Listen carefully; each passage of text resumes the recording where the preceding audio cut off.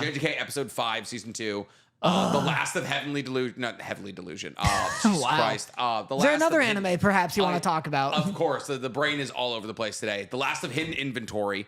Very, very good. So good. It was such cool. such a tone shift. Because obviously there's no like fights in this, but it's just like dealing with the repercussions of Hidden Inventory and like how it's affected Gojo and Geto. Yeah. And I saw something really cool. At the end of Toji's fight in episode 4, I guess spoilers if you're not caught up, but at this point, if you're watching this, you probably are.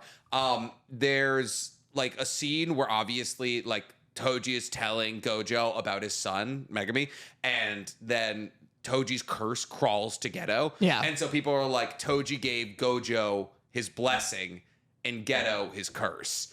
Yeah. Is that kind of sick? So Danny then also showed me an image of today where it was like the line cut into Gojo's chest, and then it was like Toji, and then the eye was the cut, and then it was like and then it was like Gojo with the O of the purple that like Gojo blew into Toji's chest. Yeah.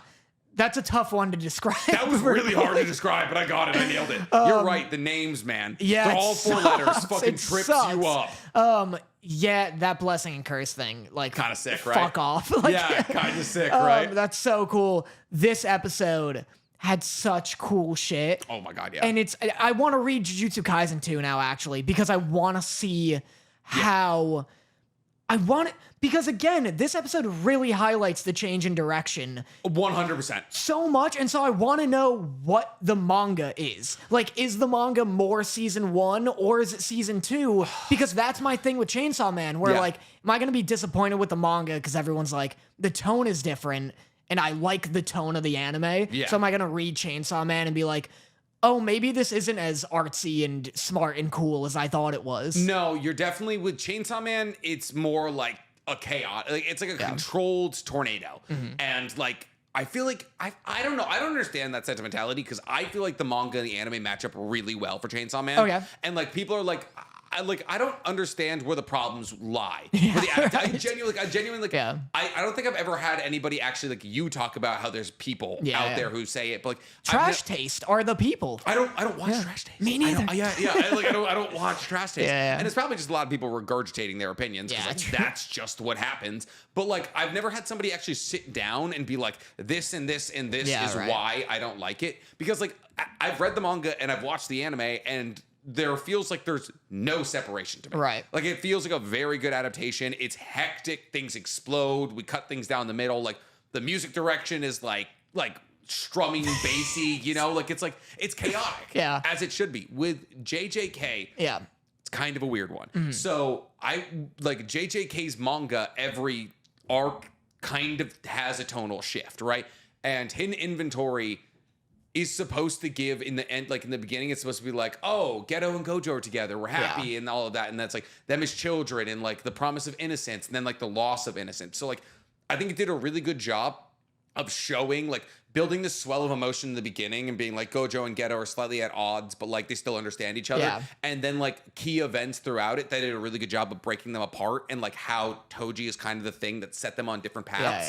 So like, it's weird because I would say that the manga is actually more closely adapted, like frame for frame, season 1. But I would say the tonal shifts of like when I'm reading it, I'm like, this is how I felt, are better encapsulated in season 2. Gotcha. Like if you were to like take the manga and look at season 1, you're like, there's that scene, there's that scene, there's that scene. But season 2 takes creative direction with the scenes, and then like uses that creative direction to actually build the emotions that the manga is trying to make. Gotcha. I love it. I just love it though.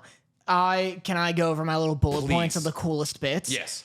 This got so artsy in such a cool way where Geto is like, there's a bit where he's in the shower. Yes. I had the shower scene was perfect as a note. Yeah. The shower scene's so cool because it like, he's in the shower, he's like talking about, I think the like dirty rag metaphor he loves going off on. Yeah, absolutely loves talking about puke and shit. I hate that, whatever. But I hate that it comes up again. It's like, I don't know how many times I need like a dirty rag cover. Like, I don't need the image. Does he have to swallow the curtain? He has to? Yeah. Or else what? He doesn't control them. What if you just don't have a couple Pokemon. Do you really got to catch them all?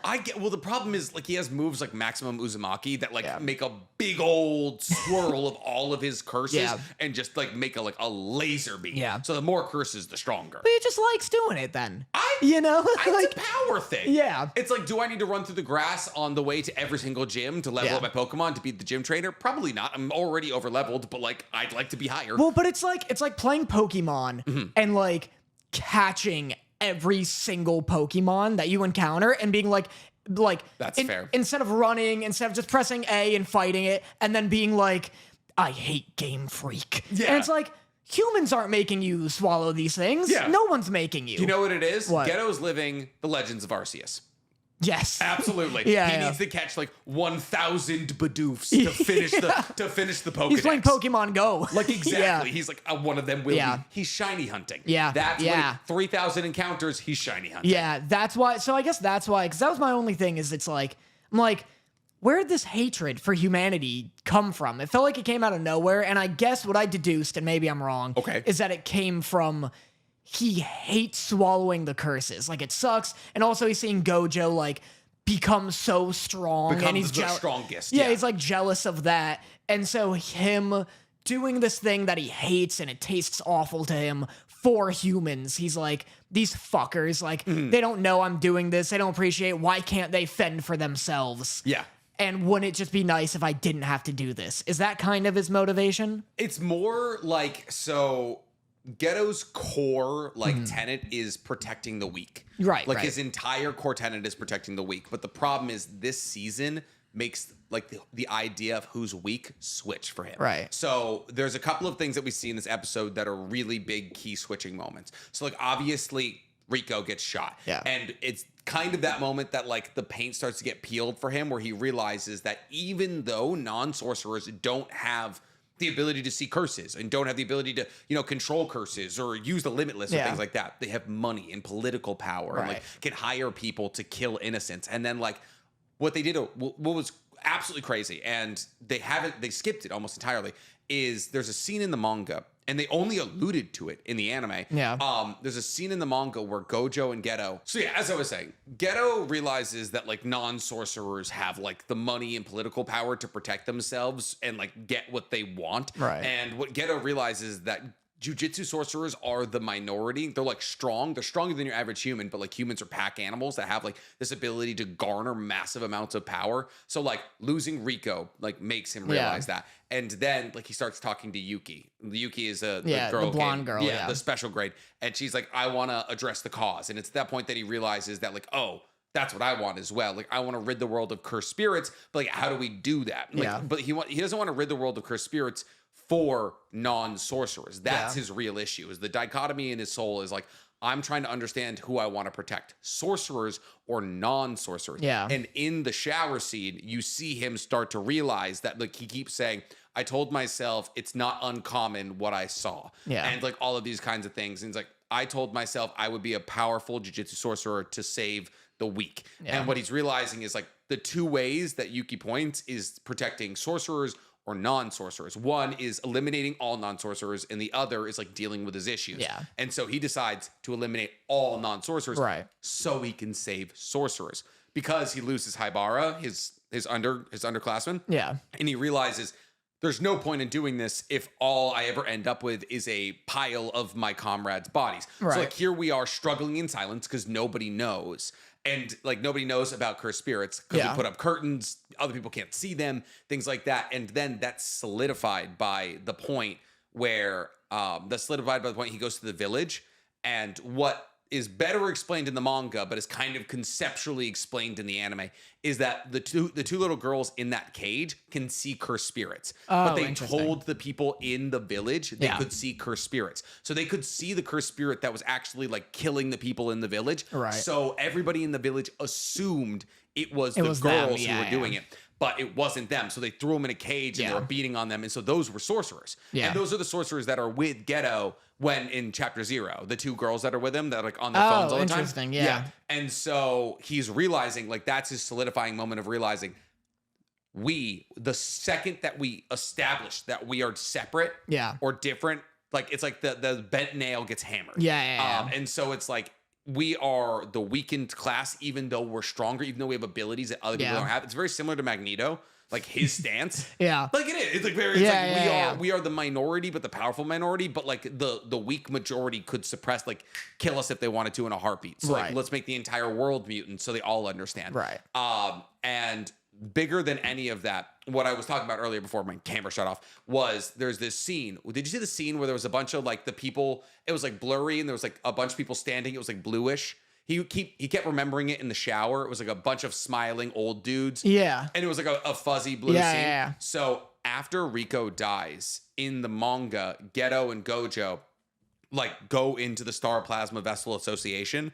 And like they're all like laughing and clapping as they're like holding Rico's corpse. And Gojo's like, do we kill them all? Like Gojo's like, Gojo's like, well, that happened last episode. Oh, did that? At the end of the last episode, Gojo was like, should we kill all of them? And Geto's like, no. Okay, so they did. Okay, I clearly missed that or something. But that's like, so he keeps remembering that scene. And like, that's him like, so it's like he realizes that the majority are actually stronger. He realizes that suffering in silence gets us killed. And then he realizes that the second we stand out, we get like stigmatized against. And those three things make him realize that like, I'm going through this exercising and absorbing for humanity. I need to be doing it for jujutsu sorcerers. I don't know if a lot of that is conveyed. Like, which is, I guess, my thing. It's a bit subliminal. Well, but I mean, like, I don't know if the bit where you're like, oh, he realizes that like humans do have power and money and this and that. I don't think any of that's in the anime. No, not really. Well, it's not. So that's like kind of what I mean, is that it's like his motivation comes out of nowhere, sort of. Well, the thing is, this is just because I've done like full character deep dives into Geto. Like it's never like explicitly stated in the anime and the manga. It's just like I've done like was Geto correct? Like entire videos. But so in that case, in my review of this episode, though, like his switch to I'm gonna kill humans. I get it with the like when he sees those little girls, like that all makes sense. But pre that, I'm like, why don't you like humans all of a sudden? And so my only deduction was that he doesn't like eating vomit for them. You like Rico getting shot by an organization that hired Toji didn't make that click for you? I guess like I don't consider Toji a human. Well, is what's weird. It's who hired him. I guess that's so. The thing, because he's just. But he's does he know that? Yeah, he knows who hired him. Yeah, because remember Gojo and Geto go to the Star Plasma Association and they're like, "Do we kill them all?" Oh, because they're like clapping, and also they knew the entire time that the Star Plasma Association were the people gunning for Rico. It was so the whole Star Plasma thing so convoluted for me. Like, gotcha. Do you understand it? Like, no. Should I do my thing? No, that'll go on for like a half hour. 30 seconds, I swear. You go on such rants. 30 seconds, I swear I can cover it. Star Plasma Association worships Tengen, the guy who keeps all the barriers, but they believe in a pure Tengen. So they don't want Tengen to merge with anybody. They want Tengen to evolve, which would just be like 500 years because he's immortal. 500 years of not merging with anybody. So they hire Toji to kill Rico, who would merge with him and make Tengen impure. They're a religious group.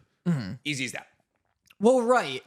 I go on rants. You do. People appreciate my rants. What do you think the past 10 minutes was? That was me explaining the motivation. You explaining the whole motivation, yeah, but not in the like context of the episode. I guess that's fair. But anyway, what my original point was with the shower scene, what was cool about it is he's in the shower and it's just this like long silence as like the water is like getting louder and louder. And he's saying some stuff that's like, he's just like, some stuff where he's like, I'm just confused. I don't know this and that. And then there's a long silence and then it cuts to him and then he goes like, damn monkeys. Yeah. And I'm like, fuck, that's good. It was sick. It like the silence was so great because it's so like, you just feel it like just festering in him where he's like no, like almost trying not to resort to that. And then he just like comes out with it and he's like, these fucking humans. Exactly, dude. And that's great. And then later when he's talking to that girl,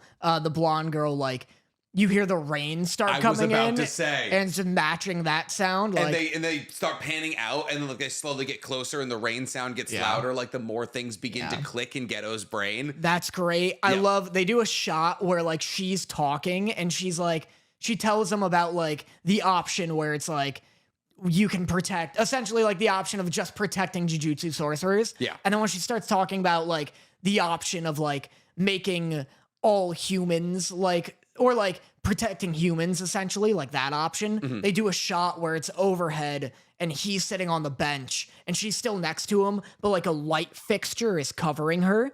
So you can't see her. Oh, I didn't see that. It's like, yeah, it's like an overhead shot and you just see him because like this light fixture is like covering over her. And it's just like a great visual representation of like, he's not listening to this option. Yeah.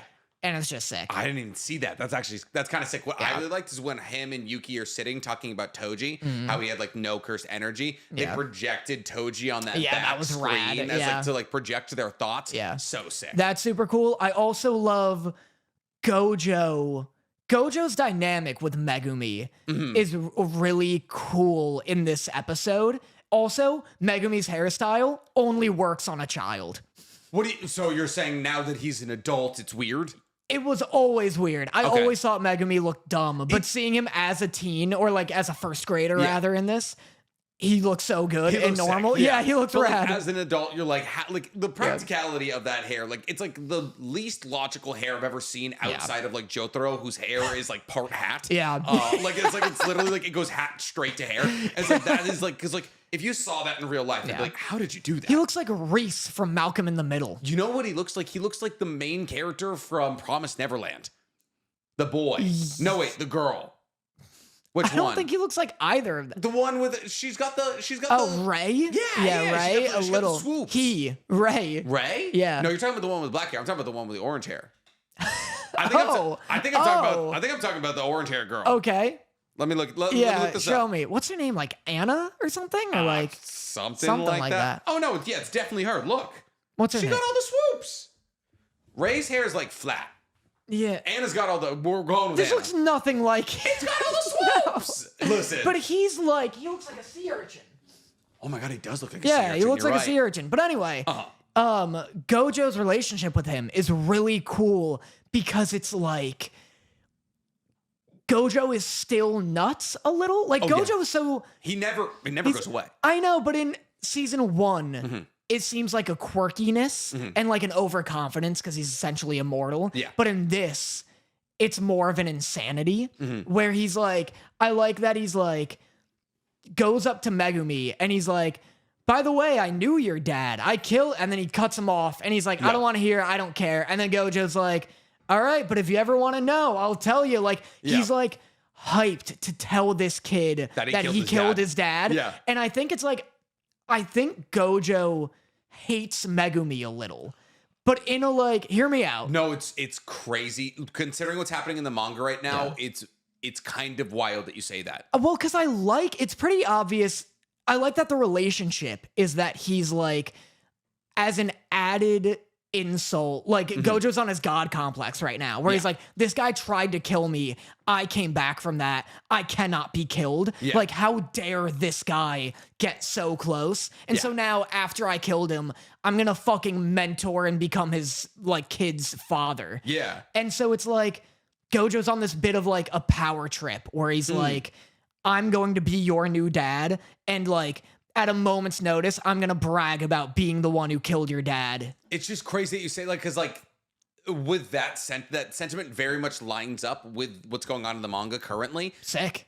And it's weird because that's not how I ever would have thought about the situation. But looking at the situation through the eyes of Gojo doesn't like Megumi, he's just raising him as like a get back at Toji, is interesting. It feels like a power trip. Like, that's what's so, I don't know, like some of the lines, I don't remember them like specifically, but there's just like lines and ways he's saying them that is very just like, like he's like, yeah, I killed your father. Like, now you're mine, you know? And then William was like, oh, yeah, you're coming to the academy. And he's like, well, who's going to keep an eye on Tsumiki? And he was he's like, nobody. Nobody. Yeah. And it's like, and he says it's so sharp. And he's like, will someone make sure that she's okay? And he's like no, 100% not. Yeah. And like, it just gives him no option. Like, it's so cool. I love that Gojo is on his villain arc. He will remain to be so on that villain arc for the entire rest of the show.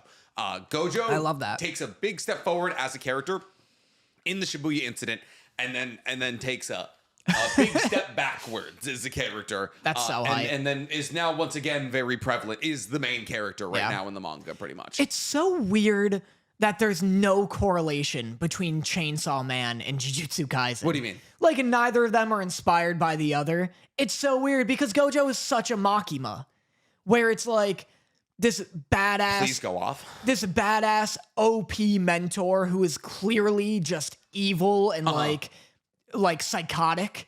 You know what I mean?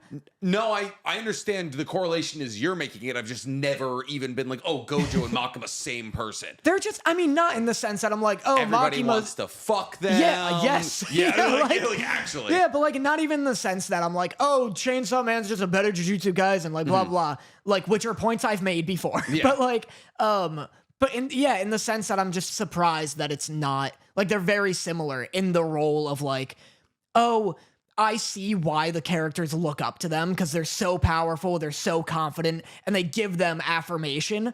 Yeah. But it's so clear Gojo and Makima are manipulating their entire situation around them. them. Exactly. I would rally against it because I believe Gojo actually has some love for the people around him. Yeah. Makima does not. Right. Like Gojo, like actually, like I think Gojo. But once again, it's so weird because like what's happening in the manga right now is like.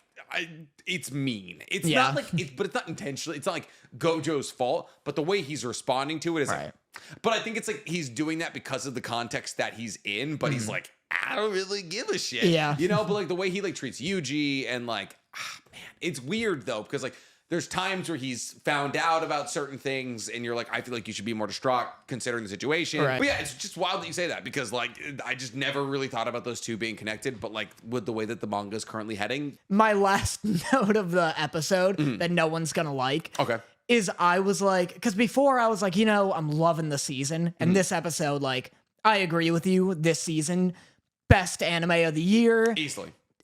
Like, incredible. If it keeps up at this pace, like, it's going with, like, Chainsaw Man for me. Genuinely. Like, I love it so much. And I was like, you know what? Like, season 1 I didn't love because I don't like Yuji. Didn't really like Megumi. Yeah. And, like, but maybe new art style, new direction, new feels like writing. Like, maybe I'll get one over.